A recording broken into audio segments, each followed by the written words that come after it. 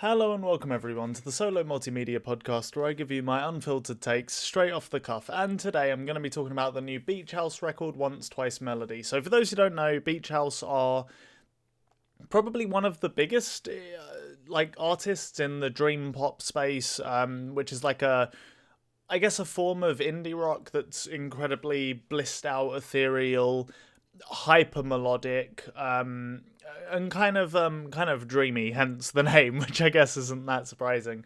I think Beach House are pretty legendary as far as the genre goes. I think pretty much everybody enjoys the genre, listens to them. But I, on the other hand, have never actually given them a proper listen. I think I might have listened to maybe Seven, and I think I can't remember the name of their biggest album, the one before Bloom. Teen Dream or something? I can't remember what it's called, but either way, something like that. I may have listened to those a long time ago, but it's been a really long time since I've actually checked out Beach House, and I saw a lot of people really enjoying this record, so I thought I'd give it a shot. Little did I know this was going to be quite the undertaking. This is a really long album. It's a double album, and it's got 18 tracks on it. I think culminating in about an hour and 20 of music, and for the most part, if you're familiar with what Beach House do, God, that is a weirdly hard tongue twister, then you're pretty much going to catch the same sort of thing. So, across this record, you're getting guitars, drums, vocals, bass, and all of it is kind of, just very, I don't want to say understated exactly, but just, fairly quiet, fairly soft, light and fluffy, and, all of it comes together to create more of an atmosphere than a particular song, I guess you could say. I think this is most evident in the vocals, which are across the entire record incredibly quiet and almost like a whisper quiet. And it definitely creates a solid atmosphere. It creates what it's intending to create, so I can't really knock it for that. But across 18 songs, I will say for a first listen, it's definitely a lot to take in. And I don't really know exactly how I'm going to say a whole heck of a lot. But basically, one of the things that I do really like about Beach House, and I do really enjoy about the genre in general, is that it feels like each element kind of envelopes each other, which creates this cacophony of sound and just whirling, blissful music. And the way the genre seems to work, or at least on this record, is because each element is mixed kind of, I guess, as prominently as each other element, you only really get spots where any individual thing really comes to the forefront and has its moment. Pardon me, sorry.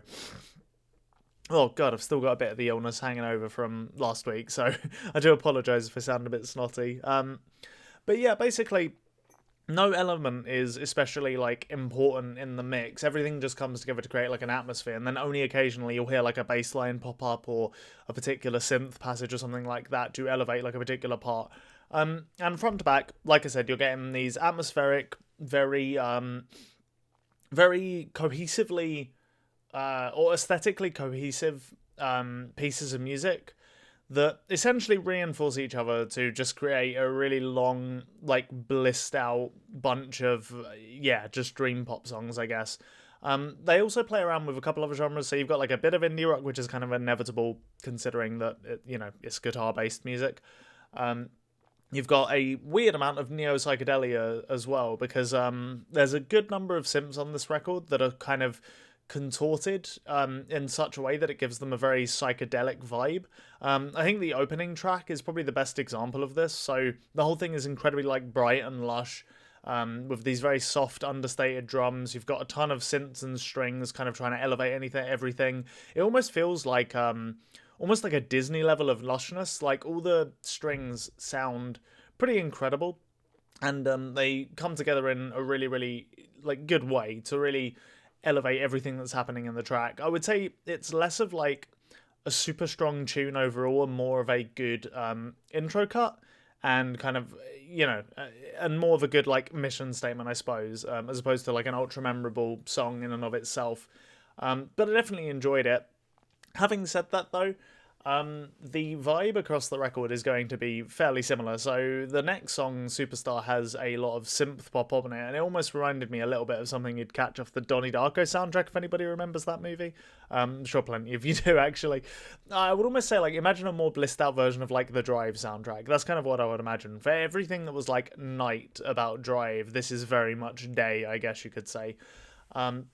And it's one of the longer songs on the record. It's like 6 minutes long, but it does a really good job of sucking you in overall, with its atmosphere and, with its just, very bright kind of sensibilities. But I will say that I'm not going to go into every single song on this record. Instead, I'd like to describe more the types of tracks you have on this album. So you have songs that are kind of closer to that intro cut with more, different like types of synths and different orchestrations with the strings and whatnot, and they're very grand and kind of psychedelic in parts. You've got other songs that, like I said, are closer to that synth pop thing where maybe the drums are brought slightly up in the mix. They're a bit harder hitting, and they capture that kind of vibe. You've got some like guitar ballads, so the song Sunset would be a good example of this, where it feels just like an acoustic guitar driven ballad. There's still other elements in the mix, still effects and whatnot to keep it interesting, but it's not a song that